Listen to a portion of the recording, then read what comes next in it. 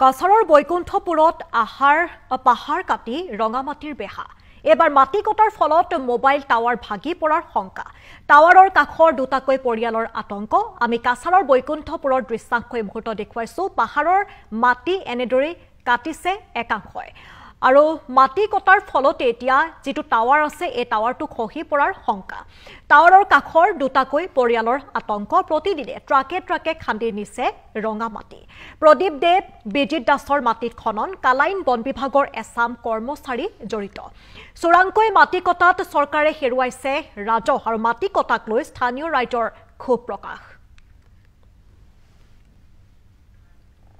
মাটি কাটা হয়, মাটি কাটা তারা কইলে যে তুমি তোমার সীমানার যে কোনো কিছু করো, কিন্তু তুমি তোমার অন্য যাতে ক্ষতি না হয় এই ব্যবস্থা করতে হয়।